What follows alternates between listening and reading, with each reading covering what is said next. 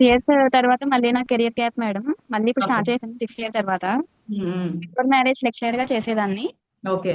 But ఇంక marriage, పిల్లలు తర్వాత కెరియర్ గ్యాప్ వచ్చేసింది. తర్వాత ఇంకా ఆన్‌లైన్‌లో ఏమన్నా చెయ్యాలి అని అనుకున్నప్పుడు నాకు ఈ స్కార్వీ గురించి తెలిసిందనమాట. హ్మ్. ఇందులో జాయిన్ అయ్యాను. జాయిన్ అయ్యి 1 మంత్ అవుతుంది మేడం. ఓకే. 1 మంత్‌లో నేను 29,000 ఎర్న్ చేసుకున్నాను. ఓహ్! సూపర్. ఓకే. ఆ! అయితే ఇంకా యాక్చువల్‌గా ఫ్రీలాన్సింగ్ చెయ్యాలి అని హ్మ్. అనుకున్నాను. బట్ అఫిలియేట్ మీద మళ్ళీ ఇంట్రెస్ట్ అనమాట. చాలా అంటే చాలా మందిని చూసాను. హ్మ్. టాప్ అచీవర్స్‌ని చూసిన తర్వాత ఓకే. అఫిలియేట్ చేస్తే బావుంటది. ఎందుకు అంటే ఇందులో ట్రైనింగ్స్ అన్నీ కూడా తెలుగులోనే ఉన్నాయి. అవును. దట్టు హ్మ్. ఏంటంటే కోర్స్‌లో జాయిన్ అయిన తర్వాత వెబ్‌సైట్ ఓపెన్ చేయగానే మీరు చెప్పే డాష్‌బోర్డ్‌లోనే మొత్తం అంతా అర్థమవుతుంది. ఎలా ఎగ్జాక్ట్. చేయాలి? ఏంటి? అని స్టెప్ బై స్టెప్ అందులోనే అన్నీ ఉన్నాయి. మనం ఎవరి దగ్గర నుంచి హెల్ప్ తీసుకోవాల్సిన అవసరమే లేదు.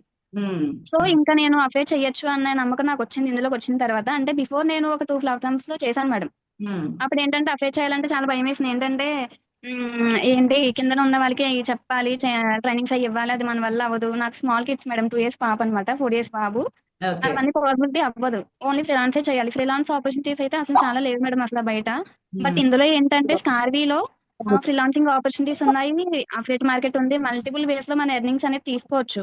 సో, అవును. నేను అఫిలియేట్, ఫ్రీలాన్సింగ్ 2 చేద్దామని ఇంక థాట్‌లోనే ఉన్నాననమాట. ఇంకా నేను ప్రో తీసుకోవాలి. ఇంకా దీని గురించి డెప్త్‌గా తెలుసుకోవాలి అని చెప్పి ప్రో తీసుకున్నాను మేడం ఇంకా. హ్మ్. హ్మ్. ఆహ్, okay. Super. Thank you so much madam. మాలాంటి హౌస్ వైఫ్స్‌కి మీరు చాలా మంచి ఆపర్చునిటీ ఇచ్చారు. సో, ఏంటంటే మనకున్న ఫ్రీ టైమ్‌లో 2, 3 అవర్స్‌లో ఇలా మంచిగా ఎర్నింగ్స్ అనేది తీసుకోవడానికి మంచి బెస్ట్ ప్లాట్‌ఫార్మ్ మేడం స్టార్‌వి అయితే. యాహ్! ఇందులో ప్రో తీసుకున్న తర్వాత మేడం చాలా డౌట్స్ క్లియర్ అయినాయి మేడం. అంటే కొన్ని కొన్ని డౌట్స్ ఉంటాయి కదా! మనకి ఎలా మాట్లాడాలి? కొన్ని చాలా మీరు క్లియర్‌గా చెప్పారు ప్రతీది కూడా. సో, హ్మ్. ఇంక నాకింక కాన్ఫిడెన్స్ వచ్చింది. ఓకే. లీడ్స్‌తో కూడా మాట్లాడగలుగుతాను అని చెప్పేసి.